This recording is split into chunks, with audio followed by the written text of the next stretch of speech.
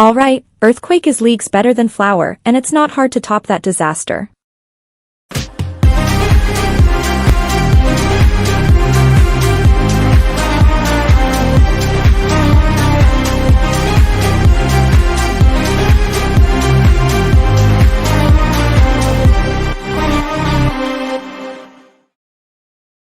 Well, K-pop really refuses to let me breathe, huh? Like, I literally get a second to think, and then bam, something else drops that makes me want to throw my phone out the window, but it's not all bad. Hey, what's up, rosaries? Yes, I'm back again to share more of my uncensored thoughts, because we all know y'all are just here for the chaos at this point. Before we dive in, I just want to thank you all for the constant love and support. It honestly means the world. I'm back at it again, ready to share my opinions like I always do, so let's stop wasting time and get right to it. Hold on, let me tell you something about the fecking snowflakes. They're nature's way of saying, hey, let's all pretend we're special for a second before melting into oblivion.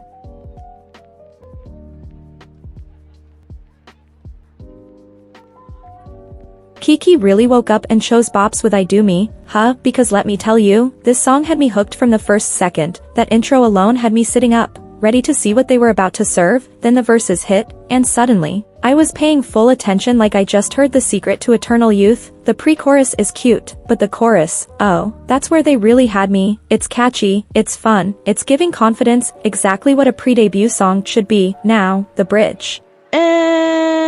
Let's just say it exists. Not bad, not mind-blowing, just there. Look, I'm not delusional. I know this song isn't breaking any musical barriers or revolutionizing K-pop as we know it, but guess what? It doesn't need to. Not every song needs to reinvent the wheel. Sometimes a song just needs to be good, and I Do Me is exactly that. It's nice, it's energetic, and it has just the right amount of attitude to make you want to hit replay. Also, can we talk about the concept? It's not some forced outdated Y2K cosplay, it's modern girl crush mixed with that Gen Z confidence, bold streetwear, sporty vibes, and just the right amount of teen pop energy. Kiki is out here doing their thing, and honestly, I'm rooting for them. They've got potential, and if this is just the beginning, I can't wait to see what's next.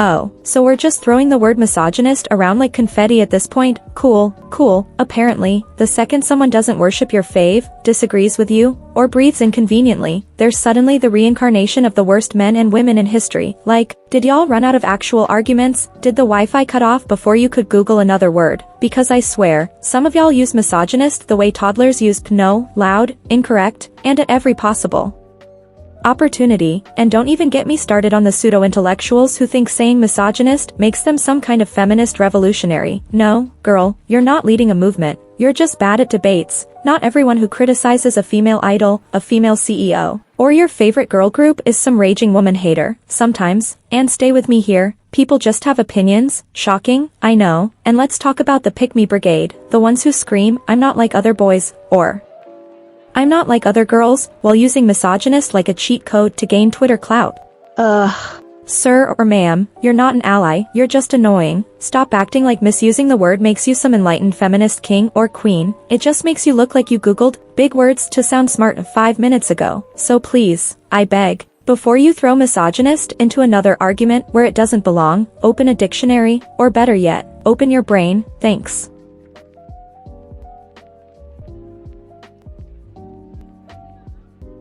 SM's treatment of Red Velvet is honestly a crime at this point. How do you have a group this legendary and still act like there's some side project you occasionally remember exists? Red Velvet has one of the strongest discographies in K-pop history. Yet their promotions are so tragic you'd think SM is actively trying to sabotage them. Do they just misplace their comeback plans every year under a pile of NCT schedules? Because nothing else explains this nonsense. They have everything. Their vocals are insane, their concept is where no one can touch them, stage presence.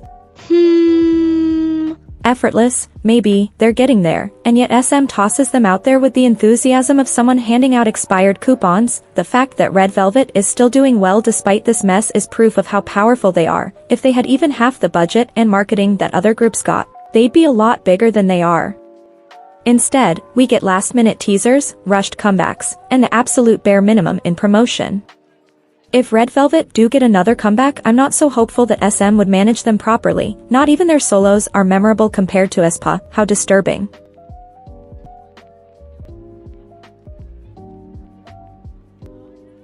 The so-called YG style is not some sacred musical doctrine, it's just an excuse at this point. The whole YG sound has gone from being iconic to being a lazy, recycled mess. You can't just slap the same formula on every comeback and call it a style when it's really just repetition disguised as branding. Other companies have groups with distinct, evolving sounds, but YG, it's the same boom boom, bass drop, shout chant rap, empty post-chorus nonsense over and over again. And don't even get me started on the YG stans who act like this is some untouchable legacy. Y'all have been gaslighting yourselves into believing outdated beats and mid-tier hooks are intentional artistic choices when, in reality, the rest of K-pop moved on years ago. Other groups are out here experimenting, bringing in new influences, and actually keeping things fresh, while YG groups are stuck in a time loop from 2016. And before anyone cries about YG has an identity, yes, and its stagnation, the industry is evolving, fan bases are expanding, and casual listeners are getting drawn into K-pop because of variety. Meanwhile, YG keeps serving the same reheated meal and calling it gourmet. At this point,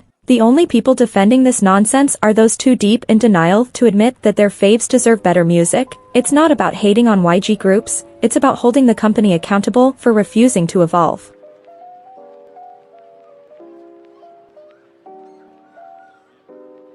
It's honestly kind of wild how the 5th-gen K-pop groups are being marketed as the future of the genre, but so many of them are leaning hard into nostalgia. I mean, we're getting Y2K fashion, 90s R&B, and 2010s indie vibes like it's some new, groundbreaking thing. I get it, nostalgia sells, but come on, is this really the future? What's even crazier is that they're being celebrated for pulling influences from decades ago and calling it fresh or innovative. Like, okay, yes, there's always room for a good throwback, but it's starting to feel like we're stuck in a cycle. How about trying something that pushes K-pop forward, instead of just dressing it up in yesterday's trends and calling it new? Sure, the music's catchy, and the visuals are on point, but I can't help but wonder where the next big sound is. These groups have tons of potential, and I just wish we'd see more of that untapped creativity, something that truly shows us what K-pop could become. It's like they're trying to stay safe with familiar concepts, but it'd be awesome to see them take more risks and carve out their own lane. The potential is there, let's just see them go all in on the future and make us forget about the past.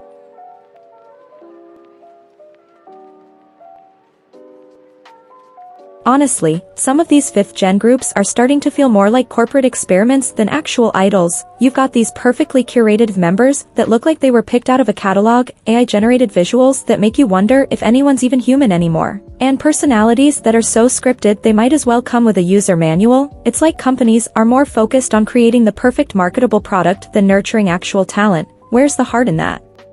It's getting a little too by the numbers here. Instead of seeing raw, genuine artists who have their own quirks and charm, we're getting these polished, shiny versions of what a K-pop idol is supposed to look like. I get it, everyone wants to sell records, but can we at least pretend these groups are more than just market-tested pawns? These groups could be amazing, but it's hard to feel any real connection to them when it's clear they're more about numbers and less about art. Where's the messy, imperfect, raw energy we used to love in K-pop? I miss the idols who seemed like they were just vibing, not constantly checking their perfect image in the mirror. We want to see people, not corporate products. Until that happens, it's hard to take some of these groups seriously as actual artists instead of the latest cookie-cutter, market-driven hype.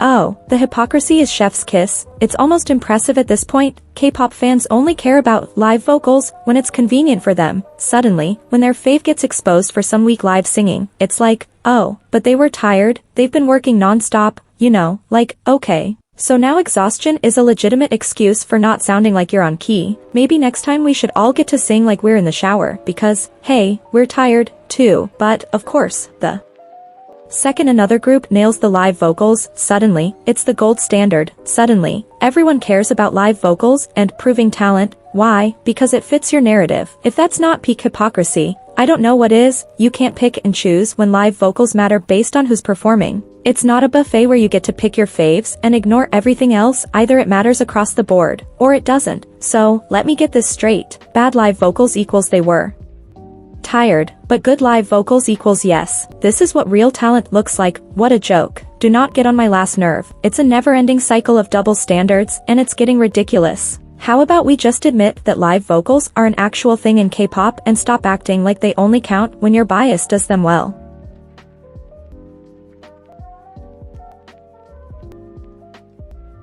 Alright, Earthquake is leagues better than Flower, and it's not hard to top that disaster. The first time I heard this song, I wasn't sold. I thought it was just bland, but here we are. It's a grower. You listen to it with headphones, and suddenly, it's like a whole different song. It's got a little more life than I first gave it credit for, and I'll admit, that beat kicks in pretty nicely after a few listens. Now, don't get me started on the MV. I mean, that was barely a music video, it was more like an Instagram reel. It's a bit bland, just Jisoo standing around looking gorgeous, and then boom, a dance break at the end that almost saves the whole thing. Almost. Thank goodness for Jisoo's visuals, though, because if it weren't for those, I might have passed out from boredom. But at least Jisoo's not wasting any time with this comeback. She's out here promoting the album like she's already got a point to prove, interviews, stage performances, and even dropping a performance video. The choreo isn't bad either, but dear lord, her dancing is so stiff. It looks like she's trying to break the stage instead of move with it.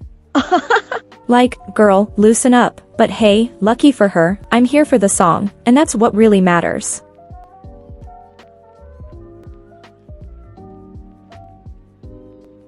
So we're just slapping the words performance video on anything now, huh? Because I must have missed the part where staring into my soul, running dramatically, and looking sad in different lighting qualifies as a performance. I get it, performance videos don't have to be traditional. They don't need backup dancers, choreography, or even a fancy background, but if all you're doing is giving me an Oscar-worthy acting instead of actual performing, then what exactly makes this different from the music video? I mean, let's be real, if this had just dropped as #1 Girl official MV version 2.0, nobody would have questioned it, but nah. We had to call it a performance video as if that label means something when there's zero actual performance happening. The only thing being performed here is emotional distress, and while that's a mood, it's not what I came for. Look, I love a good cinematic moment as much as the next person, but let's at least call things what they are. If you're not giving vocals, choreo, or even an attempt at live performance energy, then just say it's an artistic visual and move on, but slapping a performance video on it, that's false advertising, and I won't stand for it.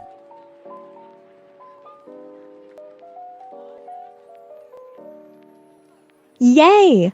Okay, hold up, extra L, how dare Jennie and Doechii bless me with such a banger. I mean, I didn't expect this level of heat, but here we are, and I'm not mad about it. Seriously, next to Rose and Bruno, this collab is easily one of the best tracks I've heard so far, and let me tell you, I hope this song blows up because if it doesn't, I'll be seriously questioning the universe's taste in music. This track is too good to flop, and I refuse to accept anything less than a chart topper for these two.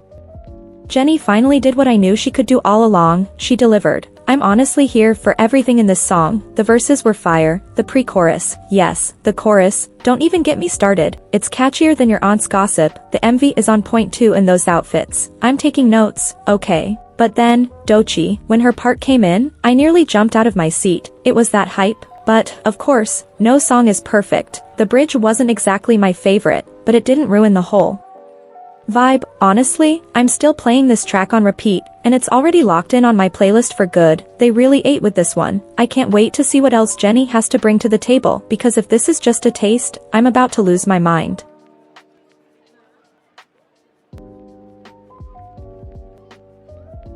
Yikes, so we're just hating on HYBE for sport now? Like, I get it, they're a massive company, and corporations are never the good guys. But let's use our brains for a second. HYBE isn't some innocent, misunderstood saint. But the level of outrage they're getting over 5 naive girls making dumb decisions is straight up embarrassing. Y'all are really out here blaming the company for idols acting unruly, as if HYBE personally handed them a script and said, go ruin your careers, and the hypocrisy is insane. HYBE gets dragged for minor situations, yet SM, a company with an actual track record of mistreating idols, barely receives any of the heat. JYP Entertainment fumbled the entire VCHA situation. 143 Entertainment had an assault case under their watch, and where was this energy then? Oh right, it's easier to hate on HYBE because they're the biggest fish in the pond. Y'all aren't fighting for justice in K-pop when you're just picking the most convenient target. If HYBE sneezes, Wrong, people throw a tantrum, but when other companies do actual damage, it's crickets. If you're gonna be mad, at least be consistently mad, otherwise, just admit you like hating for fun and go. And here we are, the end of the video. Listen, opinions are opinions, so let's not pretend like they're gospel, okay? Don't lose your mind over what I said, just drop your own in the comments. I wanna hear it. If you actually enjoyed this chaos, like, subscribe, and smash that notification bell. Rosaries, more madness is coming your way. I'll catch you next time, and Bye!